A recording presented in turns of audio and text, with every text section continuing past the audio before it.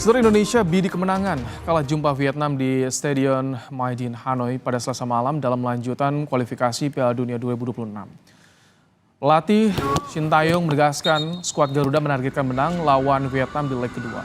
Kendati harus menurunkan wajah-wajah baru di timnas karena pemain cedera dan kondisi kesehatan, Shin Tae-yong optimistis timnas bisa meraih kemenangan.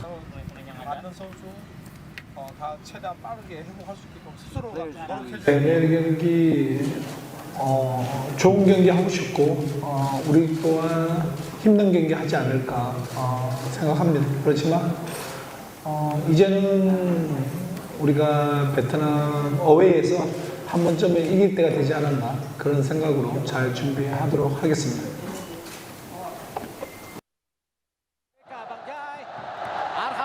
Pencetak gol tunggal Indonesia ke gawang Vietnam di laga pertama mengaku melawan Vietnam akan jadi pertandingan yang ketat bagi kedua tim. Egy Maulana Fikri berharap dirinya bersama tim bisa memberikan penampilan terbaik. For me, about the game tomorrow, it will be a tough game for both of team. So we want to play as best as we can, and then we can win the game. So let's see tomorrow. Dua pengawal timnas yang baru saja dinaturalisasi Tom Hae dan Ragnar Oratmangun berpeluang diturunkan melawan Vietnam pada Selasa malam. Baik Tom dan juga Ragnar tampak ikut berlatih di Vietnam bersama skuad Garuda.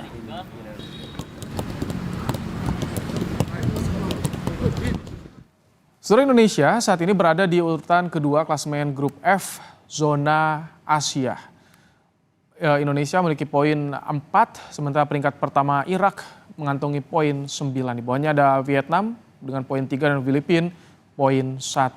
Menang lawan Vietnam esok akan jadi modal besar bagi timnas untuk menjaga asa lolos ke babak ketiga kualifikasi Piala Dunia, sekaligus bisa masuk Piala Asia 2027 jika bisa mempertahankan peringkat kedua grup F.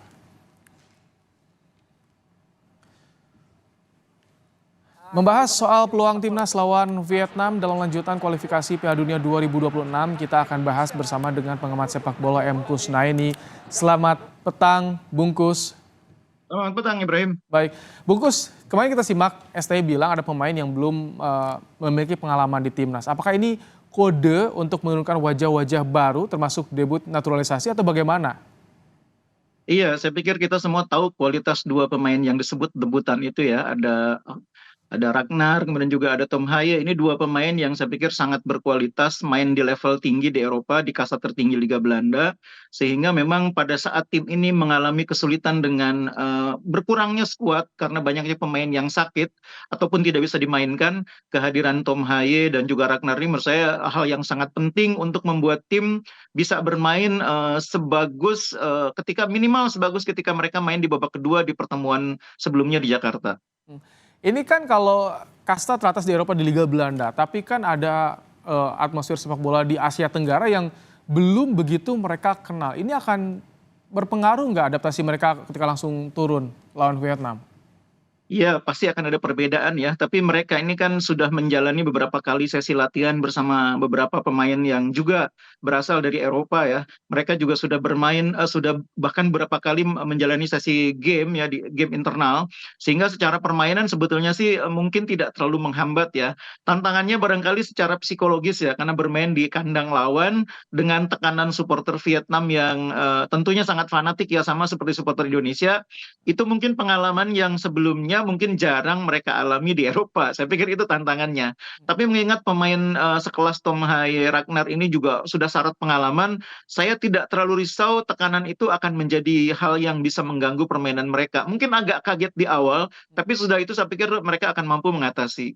Jadi nggak ada Arhan, Struik yang infonya kan masih demam nih. Ini kalau misalkan dengan ada debut naturalisasi ini akan berpengaruh terhadap rotasi atau pemain Indonesia? Ya, sebetulnya secara keseluruhan ada sampai 8 pemain ya. Selain 6 pemain yang demam, itu ada Sandy Walsh yang harus pulang dan tidak bisa main karena akumulasi. Juga ada Mark Locke yang memang cedera ya. Otomatis itu akan sangat mengganggu tentunya. Tapi jangan lupa bahwa kita juga mendapat atau punya pemain-pemain pengganti yang menurut saya sama siapnya. Kalau misalnya Arhan misalnya tidak cukup fit, toh dikirim masih ada Nathan, masih ada Edo. Kalau misalnya Ivar Jenner tidak cukup fit, toh masih ada Tom Haye. Klok juga posisinya sama dengan Tom Haye, tapi masih ada Tom Haye, ada Ricky Kambuaya yang bisa menggantikan perannya. Rafael Strijk misalnya tidak bisa main. Toh di sana sekarang ada Ragnar Oratmangun. Kemarin juga masih ada Witan yang bisa bermain cukup baik, Egy yang mencetak gol. Saya secara keseluruhan tidak terlalu risau dengan banyaknya pemain yang tidak bisa main karena sakit ataupun kena akumulasi, karena kita memiliki skuad yang sekarang ini cukup tebal menurut saya. Materi pemain pelapis dan materi utama itu nggak beda jauh kualitasnya. Oke, Bungkus, catatan Anda untuk pertandingan kemarin ketika di GBK apa saja sih yang harus diperbaiki oleh timnas ini? Iya, yang pertama saya sudah mengatakan bahwa tim ini di babak pertama kurang kreativitas ya. Saya waktu itu juga mengatakan mungkin Sintayong salah memilih pemain dengan memainkan Hoki Caraka yang minim pengalaman, bermain di hadapan sekitar 70.000 penonton, sehingga dia bermain agak di bawah standar kemampuan dia ya. Dan terbukti ketika di babak kedua digantikan pemain lain, tim bermain lebih hidup di babak kedua. Jadi saya berharap di pertandingan kedua di Midin nanti Sintayong tidak salah memilih pemain lagi. Dalam tanda petik itu sebuah kesalahan, meskipun Sintayong pasti punya pertimbangan ya, karena Hoki tidak bisa menunjukkan performa yang diharapkan. Mungkin dalam pertandingan melawan Vietnam di mana tekanannya akan sangat berat, lebih baik menurunkan pemain yang memang sudah berpengalaman, sudah teruji. Pemain seperti Dimas Derajat, pemain seperti Witan, Egy itu kan sudah tahu betul ABC-nya bermain melawan Vietnam ya. Sudah main sejak umur 16 tahun menghadapi berbagai jenis permainan Vietnam. Jangan lupa juga ada pemain-pemain baru yang meskipun baru bergabung debutan tapi syarat pengalaman. Ada Tom Haye, ada Ragnar, ada Nathan. Itu saya pikir pemain-pemain yang akan siap menghadapi tekanan.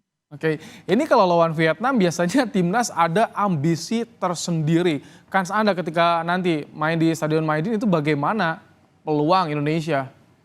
Iya, kita tahu bahwa dalam 6 pertandingan terakhir kita ini hanya menang 2 kali ya, selebihnya lebih banyak milik Vietnam.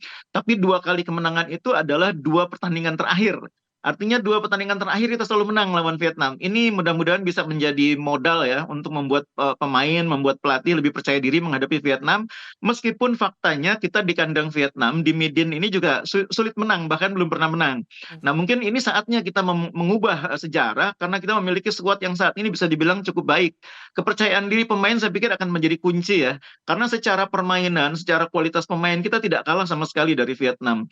Jadi kalau pemain kita bisa tenang, tidak meremehkan, tapi percaya diri, saya optimis kita bisa berbuat sesuatu di Vietnam.